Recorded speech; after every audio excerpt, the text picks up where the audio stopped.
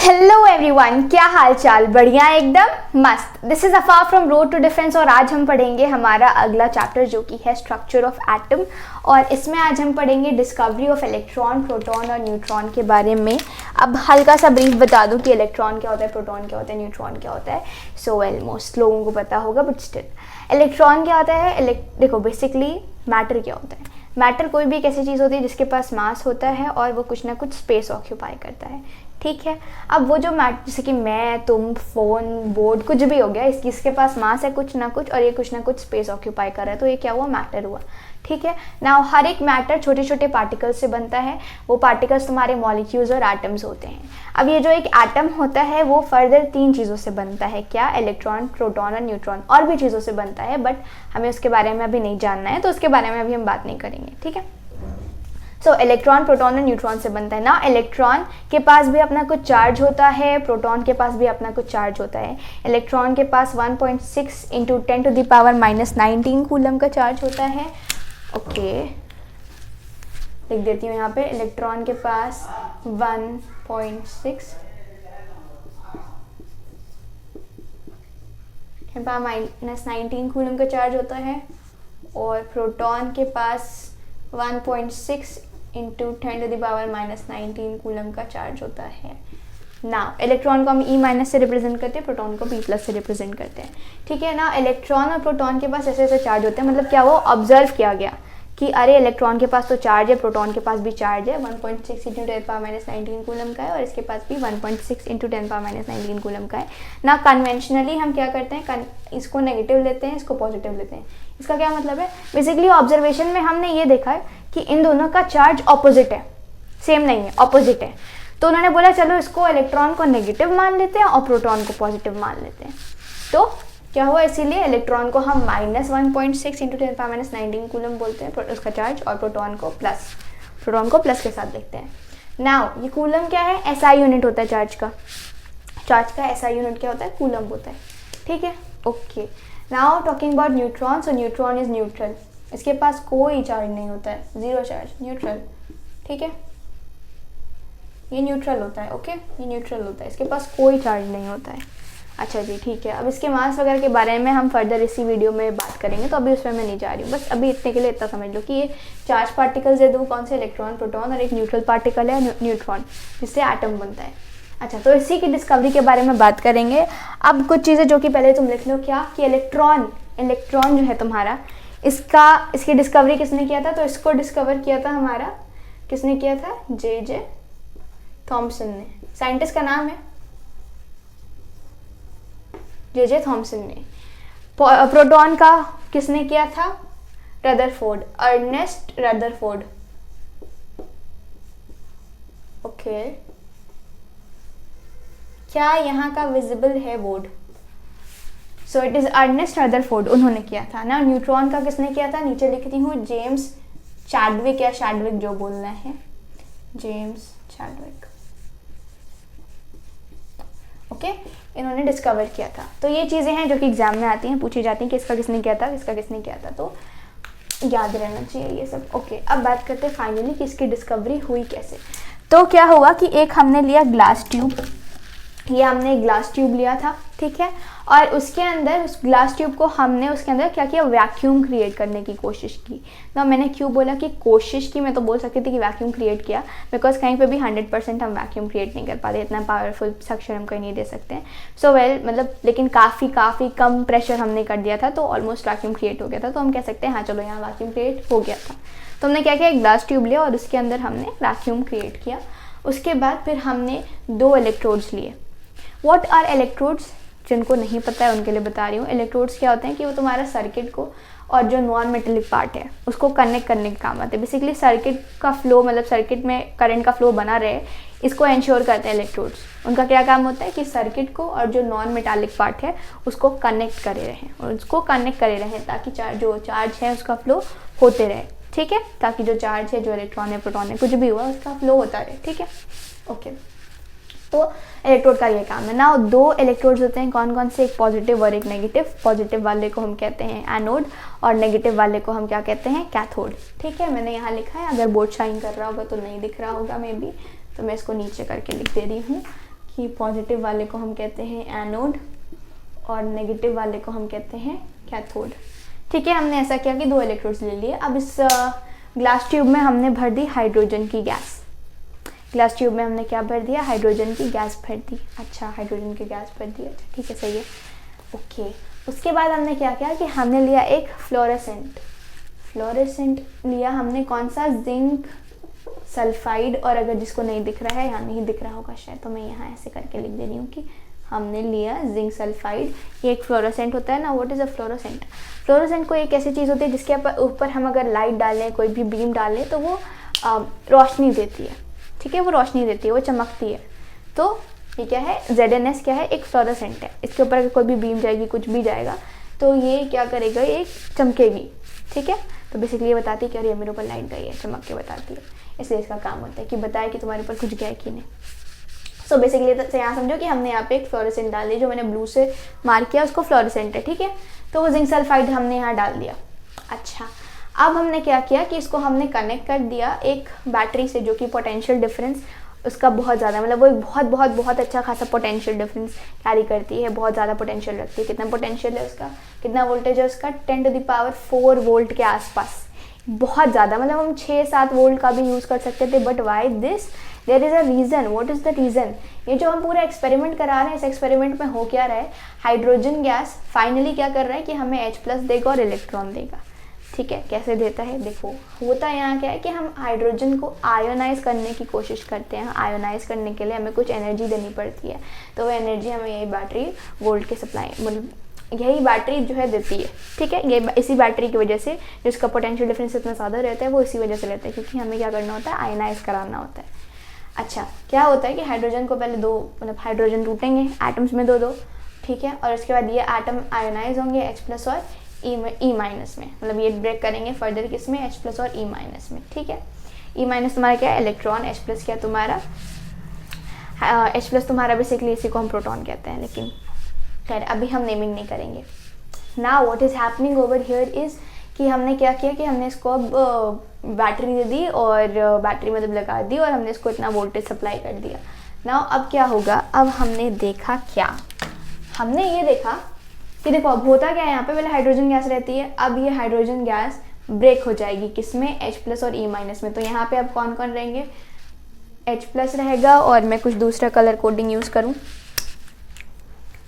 E- रहेगा। तो यहाँ ऐसे H+ घूमेगा, जुम जुम जुम जुम जुम जुम जुम जुम जुम, ऐसे H+ घूमेगा, और E- भी कहीं ऐसे ही सेम अमाउंट में घूम रहा होगा, है ना?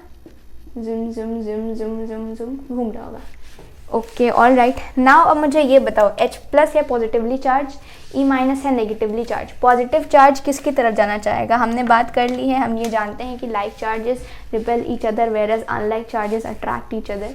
ठीक है, तो अब पॉजिटिव वाला जो है H+ जो है वो किसके पास जाना चाहेगा? नेगेटिव के पास। और इलेक्ट्रॉन जो कि नेगेटिवली चार्ज होना चाहता है, वो किसके पास जाना चाहेगा? पॉजिटिव चार्ज के पास। तो जो इलेक्ट्रॉन्स हैं ये सारे के सारे, अब ये क्या करते हैं? ये जाते हैं तुम्हारा एनोड की तरफ जाने लगते हैं। ठीक है, एनोड की तरफ जाने लगते हैं। तो हम देखते हैं, क्या देखते हैं? इसको मैं ऐसे इरेज कर दे रही हूँ थोड़ा सा। ओके, नाउ हम क्या देख रहे हैं? हम देख रहे हैं कि यहाँ से जो बीम है, कुछ कैथोड से कुछ बीम्स जो है जा रही होती है,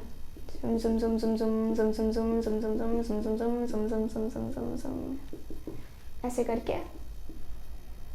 कैथोड की तरफ से बीम्स कुछ जा रही होती हैं। क्योंकि वो जिस तरफ से जा रही होती है उसी पे हमने नाम रख दिया। कैथोड की तरफ से जा रही है तो हमने उसको क्या नाम रख दिया? Cathode ray. क्या नाम रख दिया? Cathode ray. Cathode ray actual में कौन होती है? यही इलेक्ट्रॉन्स होते हैं। ये इलेक्ट्रॉन्स ही कैथोड रे बनाते हैं। ये इलेक्ट्रॉन्स ही जो है यहाँ से जा रहे होते हैं पॉजिटिव की तरफ। तो इसे हम क्या कहते हैं? जो रे बना रहे होते हैं इसे हम क्या कहते हैं? कैथोड रे कहते हैं। क्या कहते हैं? कैथोड रे कहते हैं। हमें कैसे पता चला? क्योंकि ये जब रेस जाती है इनके ऊपर तो ये जिंक सल्फाइड जो है वो चमकने लगता है यार। चमकने लगता है तो हमें पता चल जाता है ओ कोई रे जा रही है। हम देख सकते हैं कि ओ माय गॉड यहाँ से तो कोई रे जा रही है, कोई बीम पास हो रही है यहाँ से। ठीक है, तो वो कौन सी रे होती है? कैथोड रे, इलेक्ट्रॉन्स की तरफ जा रही होती है। इतना समझ आया? Is it clear? पक्का पक्का बताओ, इज इट क्लियर? ठीक है, कुछ नहीं आएगा तो कमेंट सेक्शन जिंदाबाद। ठीक है, तो ये हो रहा है तो होता है। तो फिर क्या हम इसको नाम दे देते हैं? जे थॉमसन ने इसको क्या नाम दे दिया? इन्होंने नाम दे दिया क्या? इलेक्ट्रॉन। क्या नाम दे दिया उन्होंने? इलेक्ट्रॉन। नाउ एक और चीज़ होती है क्या, अब हम सोचते हैं चलो इसको पलटते हैं, मतलब साइंटिस्ट होते हैं ना कि देखते हैं कि इस ऐसे कर देंगे तो देखते हैं क्या होता है ना। तो चलो अब देखते हैं कि ऐसे करते हैं तो क्या होता है। मतलब क्या किए हम, अब हम जिंक सल्फाइड इस साइड डाल दिए, जिंक सल्फाइड दूसरी तरफ कर दिया जहाँ पे हमारा क्या था, कैथोड है, ठीक है, जहाँ पे हमारा कैथोड है वहाँ पे हमने डाल दिया। तो अब देखते हैं क्या होता है। अब ये होता है कि अब हम ऑब्जर्व करते हैं कि ये पॉजिटिव की तरफ से कोई बीम आ रही होती है। Oh my God, oh my God, ये देखो, ये देखो, ठीक है, इसकी तरफ से कोई बीम आ रही होती है। ओके, ऑल्सो अब हम क्या किए ना कि ये जो हमारा कैथोड था उसको हमने परफोरेट कर दिया, इसको हमने परफोरेटेड बना दिया, मतलब उसके अंदर छेद कर दिया। Why is this so, because क्या होता है जब इसमें हम देखते हैं ना, इस वाले में हम देखते हैं हमारा एक्सपेरिमेंट जो होता है ये वाले में, तो इसमें छेद नहीं था एनोड पे, इसमें छेद नहीं था। तो मैंने देखा कि ये जो जिस तरफ एनोड है इधर पीछे में ना ग्लो थोड़ा कम आ रहा है, ये थोड़ा कम आ रहा है, ओके, इधर ग्लो कम आ रहा है, ग्लो इधर कम आ रहा है, और साइड में ग्लो ज़्यादा आ रहा है। तो फिर उनको लगा कि यार ऐसा क्यों हो रहा है, इधर कम आ रहा है जहाँ पे एनोड है उधर ज़्यादा क्यों आ रहा है। Because why is it so, because अगर तुम देखो लाइट जब ट्रैवल करती है तो जहाँ ऑब्स्टेकल रहता है उसके पीछे नहीं जाती, उसके पीछे शैडो बन जाता है और अगर बगल चली जाती है। लाइट कैसे ट्रैवल करती है, स्ट्रेट लाइन में। तो उन्होंने सोचा कि यार क्या ये स्ट्रेट लाइन में ट्रैवल कर रही है, हाँ ये स्ट्रेट लाइन में ट्रैवल कर रही होती है, ये स्ट्रेट लाइन में ट्रैवल कर रही होती है, इसीलिए जहाँ पे तुम्हारा ऑब्स्टेकल नहीं है उस तरफ ज़्यादा ग्लो दिखाती है और जिस तरफ ऑब्स्टेकल है वहाँ पे कम ग्लो आ रहा होता है। तो अब इस चीज़ को कंफर्म करने के लिए उन्होंने क्या किया कि तुम्हारा जो एनोड है, ठीक है, उसमें छेद उन्होंने कर दिया, जुम जुम जुम जुम जुम ऐसे छेद कर दिया एनोड में, ठीक है। एनोड में उन्होंने क्या किया, सॉरी कैथोड में, कुछ भी बोलती हूँ भाई, कैथोड में क्या किया उन्होंने, होल कर दिया, ठीक है। तो अब उन्होंने देखा, तो उन्होंने जब देखा कि यार ये बीम सब आ रही है यहाँ पे और अब चारों तरफ जो है ग्लो बराबर है, तो ये चीज़ कंफर्म हो गई कि हाँ ये भी स्ट्रेट लाइन में ट्रैवल कर रहा है, ये भी स्ट्रेट लाइन में ट्रैवल कर रहा है, ठीक है। तो अब क्या हो रहा है कि चारों तरफ जो उसका ग्लो है वो बराबर है, मतलब इधर पूरा जो ग्लो है वो सबका बराबर आ रहा है, ओके। सो अब ये जो तुम्हारी ये किस तरफ से आ रही है, ये तुम्हारी आ रही है एनोड की तरफ से, तो इसको नाम क्या दे दिए, एनोड रे। क्या नाम दे दिए, एनोड रे। ये इधर से इधर आ रही है ना, इधर से इधर आ रही है, इधर से इधर आ रही है, ठीक है। और वो किधर से किधर जा रही थी, वो कैथोड रे थी, तो कैथोड से आ रही थी, कैथोड से एनोड की तरफ आई थी। सो इसको क्या नाम दे दिया इन्होंने नाम दे दिया इसको एनोड रे। एनोड रे यहाँ पे कौन है, बेसिकली जो तुम्हारा पॉजिटिव चार्ज यहाँ पे है वो कौन है, यहाँ पे तुम्हारा पॉजिटिव चार्ज है H+। को हम क्या कहते हैं, प्रोटॉन, ठीक है। H+ को प्रोटॉन क्यों कहते हैं, प्रोटॉन इज बेसिकली जो H+ का मास होता है वही प्रोटॉन का मास होता है, जो H+ का चार्ज होता है वही प्रोटॉन का मास होता है, ओके। सो वेल नाउ क्या हो रहा था कि ये जो एनोड रे है, बेसिकली ये एनोड रे कौन है, ये तुम्हारा H+ है, ऑलराइट, समझ गए। तो ये पूरा एक्सपेरिमेंट था हमारा, ओके। अब मुझे इसे क्लीन करना होगा ताकि मैं इसके आगे का बता पाऊँ। वेट, बात करते हैं हम स्पेसिफिक चार्ज के बारे में। सो स्पेसिफिक चार्ज क्या होता है, तुम्हारा नाम से डरावना लग रहा है सुनने में, लेकिन बहुत आसान चीज़ होती है।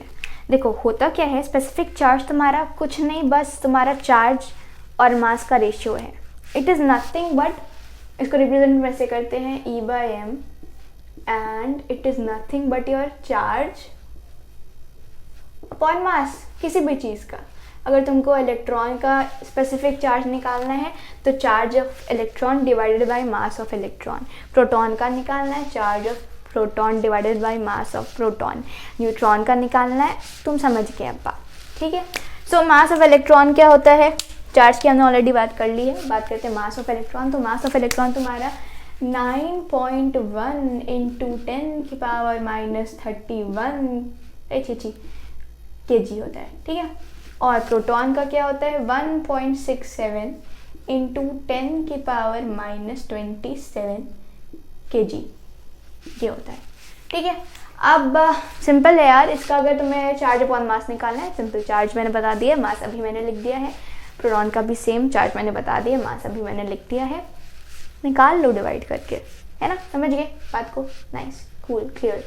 अच्छा, अब बात करते हैं कि ये जो तुम्हारा चार्ज अपॉन मास है रेशियोज का, यानी स्पेसिफिक चार्ज जो है कैथोड रे का, वो किस पर डिपेंड करता है, तो कैथोड रे का जो चार्ज इस टू मास रेशियो है या जो स्पेसिफिक चार्ज है वो डिपेंड करता है सिर्फ और सिर्फ वोल्टेज पे। क्यों करता है वो भी बाद में आऊँगी, थोड़ा सा रुक जाओ। किस पे नहीं करता है? तुम्हारा नेचर ऑफ गैस पे नहीं करेगा और नेचर ऑफ इलेक्ट्रोड पे नहीं करेगा, इन दो चीज़ पे नहीं करेगा। बाय द वे तुम लोग नोट्स लेके बैठ रहे हो ना, मतलब नोट्स लिखने होते हैं तुम लोग को, ठीक है। सो मैं भले ही तुम लोग नोट्स खरीद लो, लेकिन आई वुड रिकमेंड कि लिखो, दैट इज़ बेटर। नो ज्ञान फालतू का। Let's come back to the topic. हाँ, सो नेचर ऑफ गैस और नेचर ऑफ इलेक्ट्रोड पे नहीं डिपेंड करता है। ऐसा क्यों होता है सोचो ज़रा। कैथोड रे किससे बनती है? इलेक्ट्रॉन से। इलेक्ट्रॉन चाहे तुम किसी का भी ले लो, चाहे तुम हाइड्रोजन का ले लो, helium, lithium, beryllium, boron, carbon, nitrogen, oxygen, जिसका लेना है ले लो यार, सबका इलेक्ट्रॉन तो सेम रहेगा ना। तो चाहे तुम कोई भी गैस ले लो, हाइड्रोजन ले लो, नाइट्रोजन ले लो, ऑक्सीजन ले लो, कोई सी भी गैस ले लो, ब्रोमीन ले लो, कोई भी ले लो, उसका वो जो इलेक्ट्रॉन निकालेगी, वो जो कैथोड रे निकालेगी, सबकी सब तो सेम होगी ना। तो जब कैथोड रे ही सेम है, इलेक्ट्रॉन ही सेम है, तो उसका स्पेसिफिक चार्ज सेम नहीं होगा। अरे भाई, मान तुम्हारा हाइड्रोजन हुआ या नाइट्रोजन हुआ, कोई भी हुआ, क्या करेगा वो? फाइनली आयोनाइज होकर इलेक्ट्रॉन निकाल लेगा और अपना पॉजिटिव चार्ज बनाएगा, है ना। तो ये इलेक्ट्रॉन ही तुम्हारा कैथोड रे बनाता है। अब हम चार्ज इस टू मास रेशियो या उसका स्पेसिफिक चार्ज कैसे लिखेंगे? तो कैथोड रे का इलेक्ट्रॉन का मास, कैथोड रे कौन है, किससे बनती है? इलेक्ट्रॉन से, है ना। तो उसका स्पेसिफिक चार्ज कैसे लिखेंगे? इलेक्ट्रॉन का चार्ज अपॉन इलेक्ट्रॉन का मास, यही लिखेंगे। तो चाहे तुम दुनिया जहान की कोई भी गैस ले लो, सबका इलेक्ट्रॉन तो सेम है, तो उसका मास भी सेम होगा, उसका चार्ज भी सेम होगा। दैट इज़ वाई उसका स्पेसिफिक चार्ज भी क्या हो जाएगा? सेम हो जाएगा। तो इसीलिए नेचर ऑफ गैस पर डिपेंड नहीं करेगी। चाहे तुम किसी भी गैस को ले लो, उसका जो कैथोड रे का स्पेसिफिक चार्ज है वो सबका सेम रहेगा। समझ आई बात? समझ आया? Next point is your electrode. Electrode पर भी डिपेंड नहीं करता है। ओके, इलेक्ट्रोड पर डिपेंड नहीं करता है। Why is it so? ये रुक जाइए, ये शायद मैंने नीचे का गलत लिखा था फ्लो में, ये वो डिपेंड करेगा। Okay, now the point is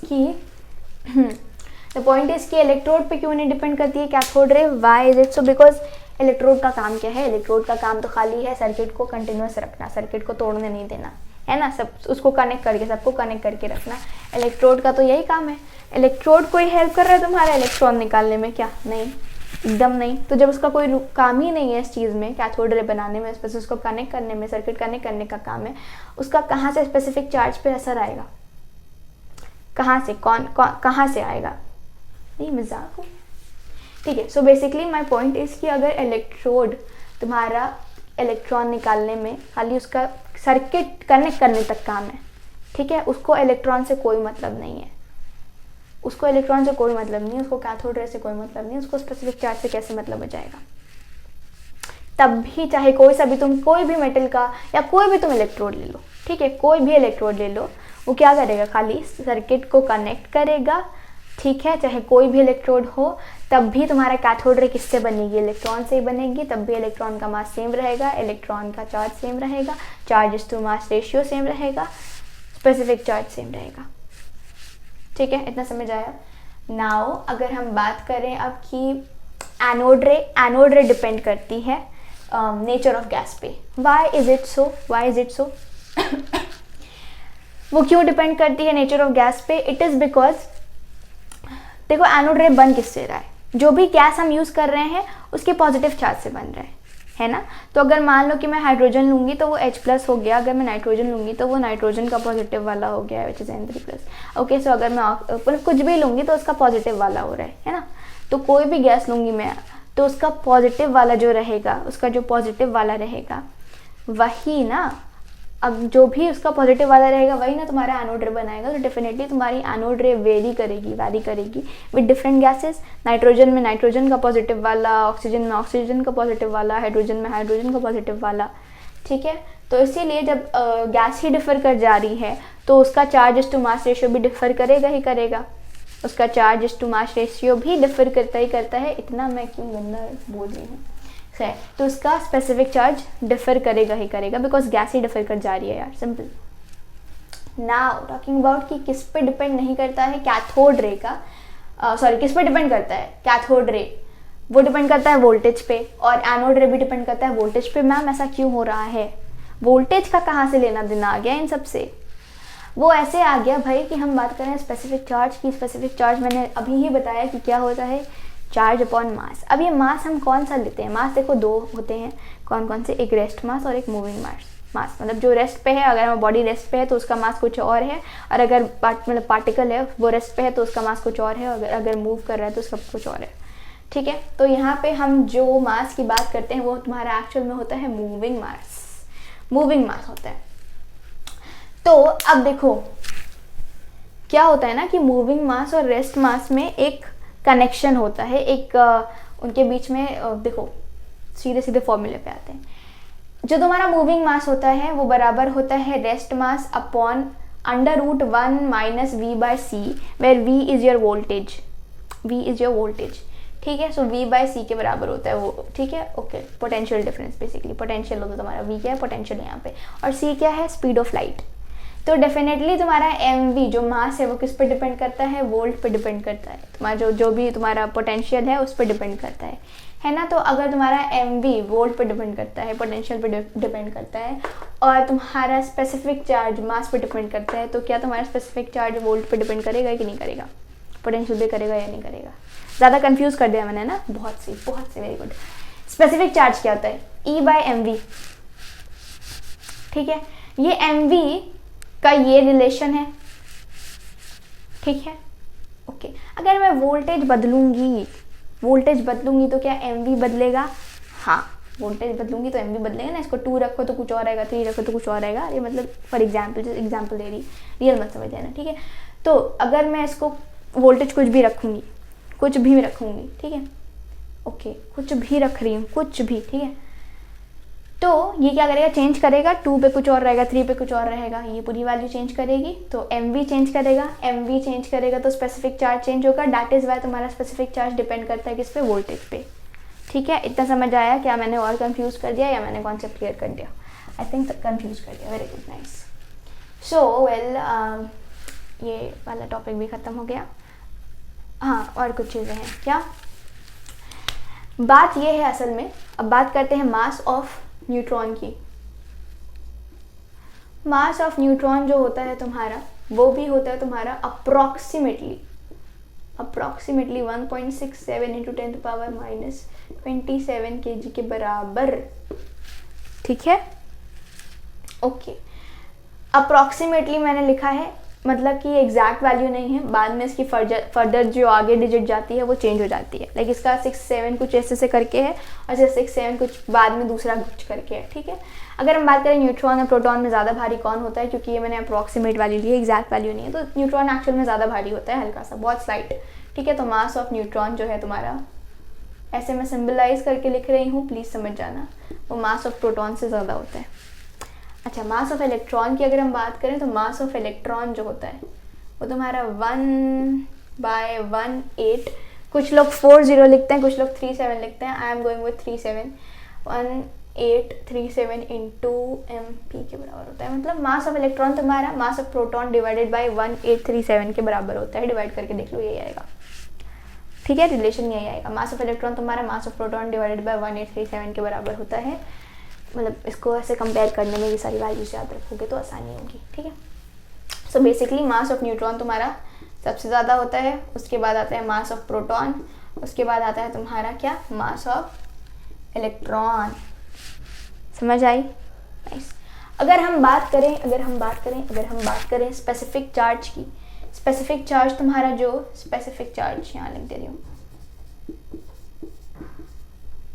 ठीक कितना गंदा लिख रही हूँ। स्पेसिफिक चार्ज की अगर हम बात करें तो सबसे ज़्यादा होता है किसका? इलेक्ट्रॉन का, फिर होता है प्रोटॉन का, उसके बाद होता है न्यूट्रॉन का। न्यूट्रॉन का तो मैं अभी देख के बता दूं कि स्पेसिफिक चार्ज क्या होगा। चार्ज अपॉन मास न्यूट्रॉन का, तो न्यूट्रॉन का चार्ज क्या होता है? निकलवा दूं क्या यार? मैं निकलवा देते हैं। ओह माय गॉड, ये इसके बिना लेक्चर पता है अधूरा रहता है। Oh my God. अच्छा, E/m न्यूट्रॉन का निकाल लें। ठीक है, तो मतलब charge of neutron divided by mass of neutron. तो चार्ज न्यूट्रॉन पे कितना होता है? मैंने बोला कि न्यूट्रॉन न्यूट्रल होता है, यानी चार्ज हो गया उसका 0। divided by mass of neutron, which is your 1.67 into 10 to the power minus 27 kg। क्या तुम मुझे बता सकते हो कि ये कितना आ गया? 0 coulomb per KG. Coulomb per KG क्या होता है? स्पेसिफिक चार्ज की यूनिट होती है। ओके, तो ये तुम्हारा आंसर आ गया। सबसे कम किसका होता है? न्यूट्रॉन का स्पेसिफिक चार्ज होता है। अब मैं आगे का पढ़ाऊंगी, तो मुझे पॉज करने दो। अब बात करते हैं डिस्कवरी ऑफ न्यूट्रॉन के बारे में। मुझे बहुत खांसी आ रही है। खैर, अब बात करें डिस्कवरी ऑफ न्यूट्रॉन के बारे में, जिसमें इसकी डिस्कवरी किसने की थी? जेम्स शाडविक ने की थी, जो कि आपको याद रखना है because it is important and it can be asked. Okay, now इसमें क्या हुआ था? उन्होंने बॉम्बार्डिंग कराई थी अल्फा पार्टिकल की बेरिलियम के साथ। बॉम्बार्डिंग कराना मतलब ऐसे समझो खाली कि इसमें क्या होता है कि दो चीज़ों के बीच के न्यूक्लियस का कोलिजन होता है। ठीक है, तो उन्होंने अल्फा पार्टिकल का कोलिजन कराया था बेरिलियम के न्यूक्लियस के साथ। ठीक है, इसी को बॉम्बार्डिंग कहते हैं कि दो चीज़ों का न्यूक्लियस। ना what is alpha particle? Alpha particle क्या होता है? Alpha particle is your helium जो होता है, हीलियम का जो न्यूक्लियस होता है उसी को हम कहते हैं अल्फा पार्टिकल। यानी कि हीलियम में से तुम 2 इलेक्ट्रॉन निकाल दो, क्या बचेगा? उसका फिर हीलियम में से 2 इलेक्ट्रॉन निकाल दोगे तो क्या बचेगा? उसका खाली न्यूक्लियस बचेगा ना। तो उसी को हम क्या कहते हैं? कहते हैं alpha particle. It is like helium में से 2 इलेक्ट्रॉन निकालोगे तो क्या हो जाएगा? Helium 2 positive. इसी को हम कहते हैं अल्फा पार्टिकल। इसको रिप्रेजेंट करते हैं 2He4 से है और He2+ से, या फिर ऐसे अल्फा बना के। ठीक है, अल्फा पार्टिकल। तो इसका हमने बेरिलियम के साथ बॉम्बार्डिंग कराई। ओके, और उसके बाद फिर हमें क्या मिला? हमें मिला कार्बन और एक न्यूक्लियस, और यही जो है न्यूट्रॉन मिला।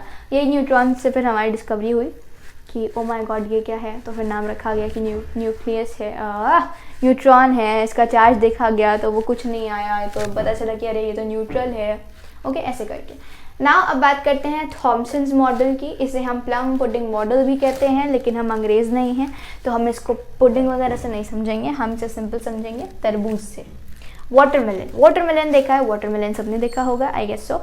सो इसमें जो लाल वाला पार्ट होता है ना, थॉमसन ने क्या कहा कि जो लाल वाला पार्ट होता है ना उसको तुम मानो कि वो पूरा पॉजिटिवली चार्ज है। वो क्या है? पूरा पॉजिटिवली चार्ज है, जो लाल वाला पार्ट है। ठीक है, जिसे हम खाते हैं।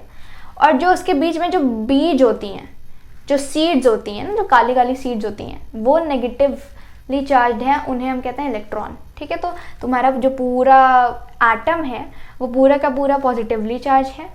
ठीक है, और उसके बीच में इलेक्ट्रॉन जैसे एम्बेडेड हैं, जैसे कि एक तरबूज में जो सीड होती है एम्बेडेड, वैसे इलेक्ट्रॉन्स एम्बेडेड है। तो उन्होंने यही कहा। तो देखो, ये कुछ ऐसा उन्होंने बताया कि एटम है। ओके, और ये जो वाइट पोर्शन है पूरा, जहाँ पे मैंने कुछ नहीं किया है, ये तुम्हारा पॉजिटिवली चार्ज है, और जो रेड है वो तुम्हारे इलेक्ट्रॉन्स हैं, ऐसे एम्बेडेड है। ठीक है, ऐसे ही एम्बेडेड है। तो उन्होंने कहा कि ये जो तुम्हारा है ये क्या है? यही तुम्हारा मॉडल है पूरा एटम का। उन्होंने ये कह दिया। उन्होंने बोला कि अच्छा ये स्टेबल होता है एटम, हमें तो बताया, तो स्टेबल होगा तभी ना एग्जिस्ट कर रहा है ऑब्वियसली। तो इसकी स्टेबिलिटी आप डिफाइन करिए कि क्यों स्टेबल है ये। तो उन्होंने बोला कि देखो भाई, उन्होंने बोला कि तुम्हारा पॉजिटिव चार्ज जो है एटम में वो तुम्हारा नेगेटिव चार्ज के बराबर होगा, तभी स्टेबल है। जो इलेक्ट्रॉन है उसका जो पूरे इलेक्ट्रॉन का मिला के चार्ज है वो तुम्हारे पॉजिटिव चार्ज के बराबर होगा, तो इसलिए वो स्टेबल है।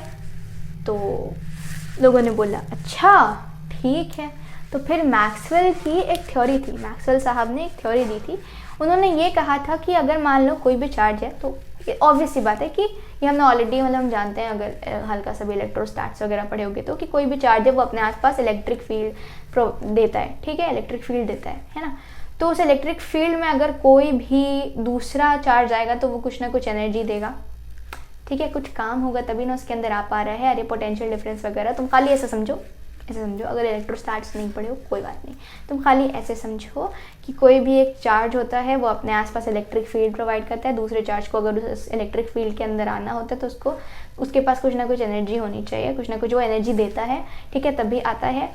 ओके, तो अगर ये एनर्जी कंटिन्यूसली, ये इलेक्ट्रॉन जो है इस पॉजिटिव चार्ज की फील्ड में प्रेजेंट है तो उसको कंटिन्यूसली ये एनर्जी देगा। एक टाइम आएगा जब इसकी एनर्जी खत्म हो जाएगी, एग्जिस्ट नहीं करेगा, ये पूरा स्टेबल नहीं रहेगा तो एग्जिस्ट नहीं करेगा, मतलब तुम्हारा मॉडल गलत है।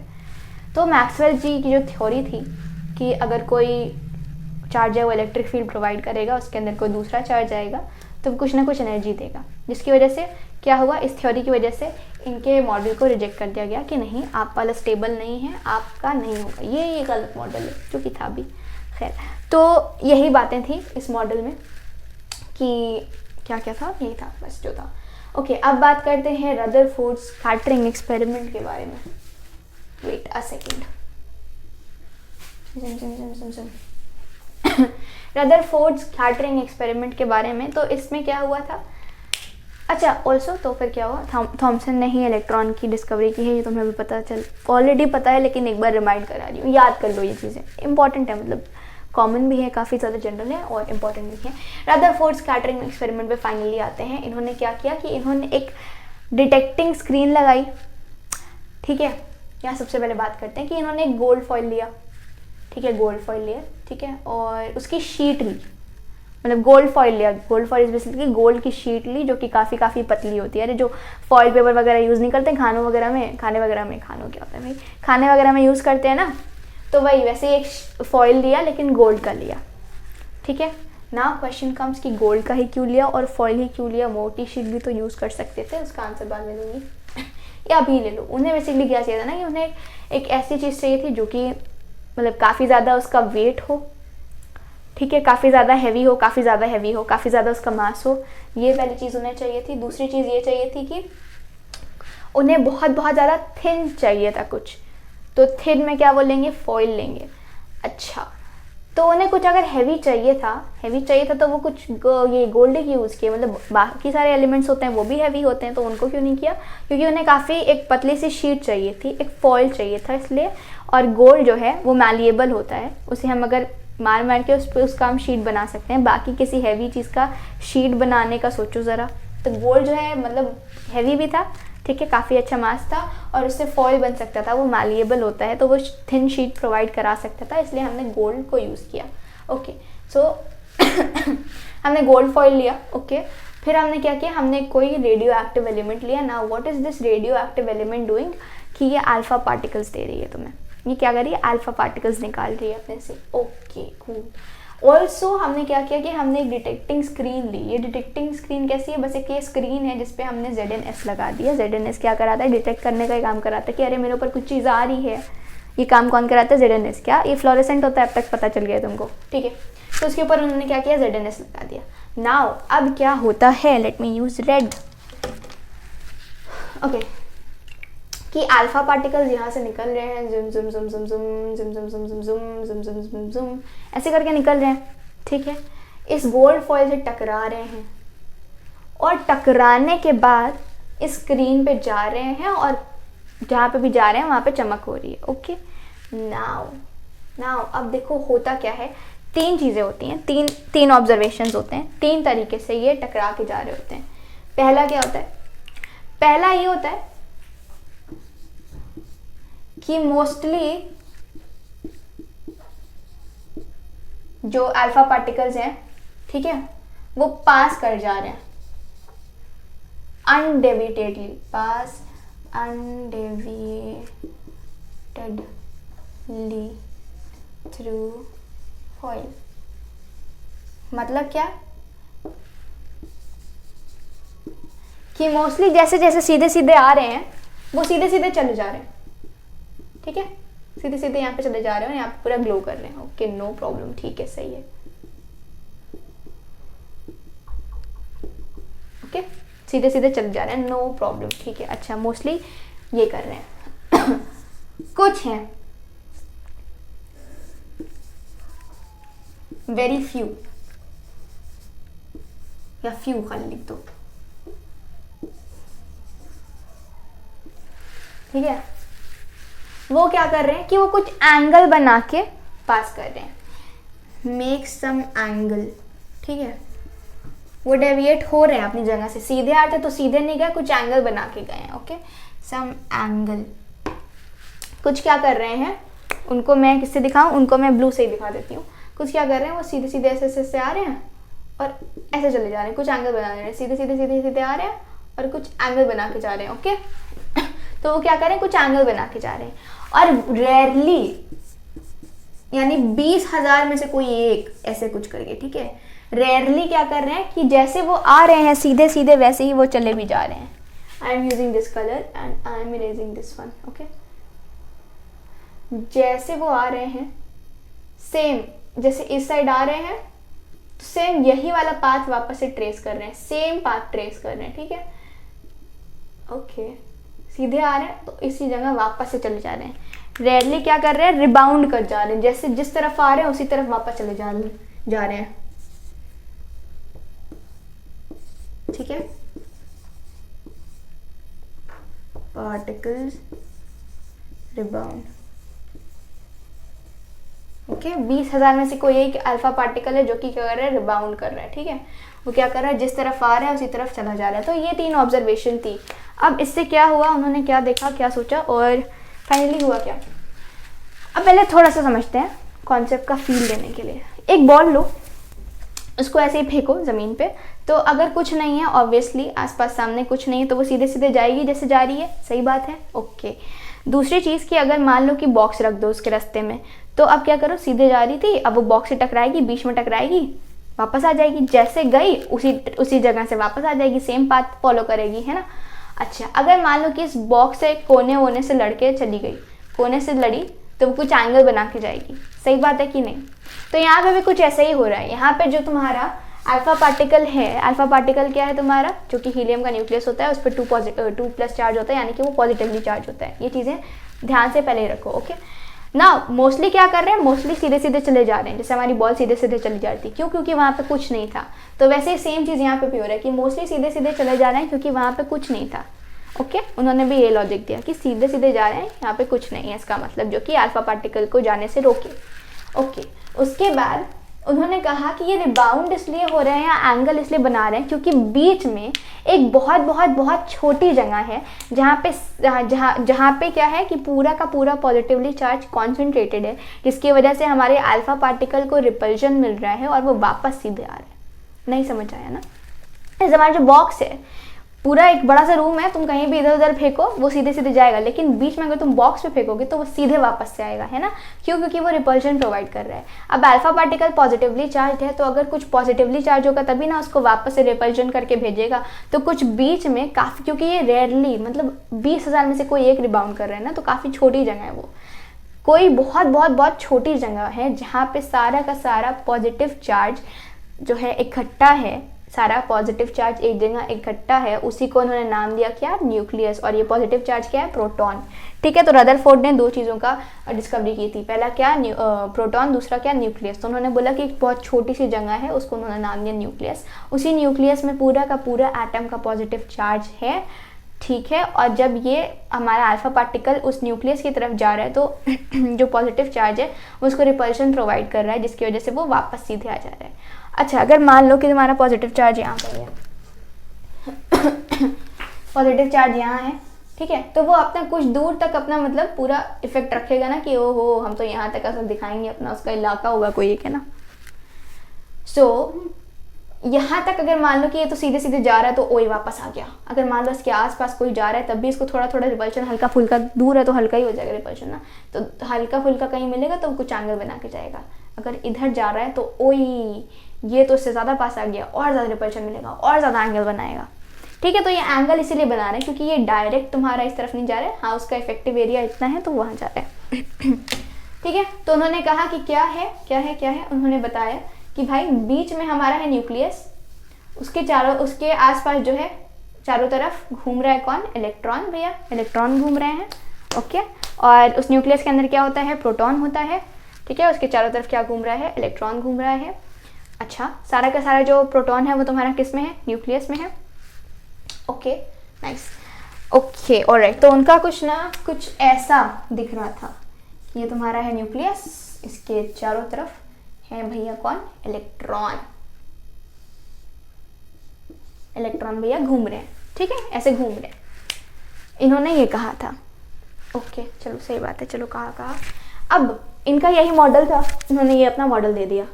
नाउ मैक्सवेल भैया आ गए। मैक्सवेल भैया बोले अरे यार क्या बात कर रहे हो, ये घूम रहा है चारों तरफ, है ना, एक्सेलरेट कर रहा होगा। कोई भी चीज़ जब एक्सेलरेट कर रही है और घूम रही है तो वो कुछ ना कुछ एनर्जी देगी। एनर्जी देगी तो एक टाइम पे इस इलेक्ट्रॉन की एनर्जी 0। तो ये गोल गोल घूमने के बजाय, पहले तो गोल गोल घूम रहा होगा, ठीक है, गोल गोल घूम रहा होगा, एक्सेलरेट कर रहा होगा, लेकिन अब इसको एनर्जी दे रहा होगा, दे रहा होगा, दे रहा होगा, ओ माय गॉड, दे रहा होगा, दे रहा होगा, दे रहा होगा, दे रहा होगा, दे रहा होगा, दे रहा होगा।